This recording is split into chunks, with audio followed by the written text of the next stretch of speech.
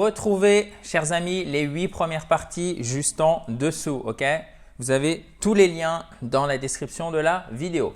Continuons donc aujourd'hui dans la joie et la bonne humeur, l'étude, la révision ou peut-être l'apprentissage de nos sacro-saints verbes irréguliers. Et Dieu sait que c'est, si je puis dire, d'où le fait qu'on soit déjà à la part 8, un gros morceau en anglais, mais on fait ça tranquillement. Ça se passe bien. So far, so good. So far, so good. Jusqu'à présent, tout va bien. So, cost, cost, cost. Easy peasy. Il n'y a pas de costed. Ça n'existe pas en anglais. S'il s'agit donc de coûter, à la fois au sens figuré ou à la fois au sens propre. Par exemple, ça lui a coûté cher dans le sens où elle a fait une grosse bêtise, elle s'est disputée avec quelqu'un. Boum, ça lui a coûté cher. Sens figuré, ça peut aussi coûter de l'argent. Là, du coup, c'est notre sens propre. Il leur a coûté tellement d'argent. He cost them so much money. Ok? Et ce n'est pas money, c'est money. Ce n'est pas money, c'est vraiment important, et encore moins money, mais bien money. Money. Ok? Il y a notre accent tonique, il est là. Money. Ok? Je recommence. He cost them so much money. Il leur a coûté tellement d'argent. Je voulais qu'on ait cet enchaînement de pronoms, il leur, d'accord? He cost them, so much money, et pas money. So, cut. They cut down the tree. Ils ont abattu l'arbre. Alors, comme celui-ci, il est vraiment facile, en plus 3 lettres, je vous ai mis un petit phrasal verb, donc une forme avec notre particule et notre verbe de base ici qui est to cut et qui signifie abattre. D'accord? Qui est une des possibilités pour dire abattre, couper. For example, to cut down a tree.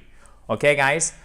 On va continuer avec ces 3 dernières formes. Si vous ne l'avez pas fait, chers amis, je vous recommande chaudement à vous abonner à cette fabuleuse chaîne YouTube. Je précise parce que souvent on me posait la question. C'est évidemment gratuit. Hein. Il suffit de cliquer sur le bouton rouge en bas à droite. C'est tout. Et comme ça, vous pouvez retrouver votre cours quotidien d'anglais. To sell, sold, sold. Vendre. To sell, sold, sold. OK? À ne pas confondre avec ceci, par exemple. OK? Sales. La vente, les ventes. OK? Ça, c'est le nom. Et to sell, c'est le verbe. On ne dit pas to sail comme ceci ou to sell. Parce que to sail, ça s'écrit comme ça et ça veut dire naviguer. OK? Ça n'existe pas. To sell, vendre. To sail, naviguer. So, sell, sold, sold, vendre. She sold it for a good price. Pour un bon prix. Bon, facile, hein? For a good price. OK? Je pense qu'on ne va pas s'attarder plus longtemps sur celui-ci. Passons après à to send, sent, sent. Là, on a une simple modification de la consonne finale. I sent a letter to my tenant. J'ai envoyé une lettre à mon… What did I… Oh God. Ah, ça m'énerve. Pardon. À mon locataire. Bon sang. Quand j'ai fait l'exemple tout à l'heure, je me suis dit, tiens, j'aurais pu mettre propriétaire pour changer et du coup, je vous l'ai écrit en français. Le tenant, c'est le locataire, OK? Locataire. So, I sent a letter to my tenant et pas to my tenant. Non, tenant, OK? Je voulais mettre un peu de vocabulaire. Là, on est niveau, je pense, B2, donc bon niveau intermédiaire. Et j'anticipe une éventuelle question. C'est to send something to someone, OK? For example, to send a letter to someone, OK? To send a letter to someone. Envoyer une lettre à quelqu'un or to send someone something. Et là, il faut changer le sens des compléments. Ce qui nous donnera I sent my tenant a letter. Je répète, on peut soit dire I sent a letter to whom my tenant, OK? À qui?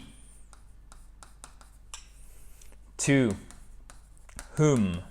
Ça veut dire à qui on ne prononce pas le W et on fait bien notre H ici. To whom. À qui? My tenant. Mais vous pouvez aussi dire I sent my tenant a letter. Et là, vous n'avez plus besoin de la préposition. Et pour finir en beauté, on brille, chers amis. Notre anglais va être resplendissant. Notre anglais va être resplendissant. To shine, shine, shine. Briller. The sun is shining. Ça, on connaît. Le soleil brille. OK. Is shining. Là, il est en train de briller. OK. Or the sun shines every day. Tous les jours. Pas l'anglais brille, le soleil brille. Là, c'est une habitude, c'est une vérité générale. Du coup, on utilise un présent simple. Si vous voulez dire là, il est en train de faire beau, là maintenant, présent progressif. The sun is shining. Or, the sun shone in the sky when? Yesterday. OK? Donc, événement fini dans le passé. Yesterday. On met bien l'accent tonique sur la première syllabe. The sun shone yesterday. Easy peasy. In the sky. OK? The sun shone yesterday in the sky. The sun shone in the sky yesterday. Well, the sun shone yesterday in the sky. J'aurais plutôt mis en fait notre complément de temps devant là, vous voyez. Après coup, après réflexion. Mais quand, d'ailleurs, vous voyez, c'est tout simple, mais vous pourriez faire exactement la même chose et vous, pardon, vous devriez faire exactement la même chose. Relisez toujours à haute voix quand vous avez un doute. Et du coup, ça vous permet de mieux matérialiser, moi je trouve, les choses au lieu qu'elles restent simplement là-dedans. Et ça permet d'expliciter d'éventuelles imprécisions ou erreurs. Et donc, corriger le coup. The sun shone yesterday in the sky. Bon, chers amis, si vous avez des questions, vous n'hésitez surtout pas, vous mettez ça juste en dessous. Si vous ne l'avez pas fait, récupérez donc votre kit complet pour vous mettre ou pour vous remettre à l'anglais. Il fait 37 pages illustrées et concrètes. Et il est dispo en cliquant sur le i en haut à droite ou sur le lien qui est juste en dessous. Quant à moi, je vous retrouve quand? Bien évidemment dans les commentaires, les questions juste en dessous, mais demain dans la joie et la bonne humeur pour un nouveau cours. Have a nice day, guys. Bye bye. Petit rappel, et guy, c'est un gars, et guys, par contre, quand c'est employé à la forme plurielle, ça ne veut pas dire les gars, ça veut dire plutôt les amis. Et ça s'adresse à la fois à la jante féminine et à la jante masculine, d'accord? J'insiste, c'est pour tout le monde, femmes et hommes. C'est typique de l'American English. So guys, talk to you tomorrow. Bye bye!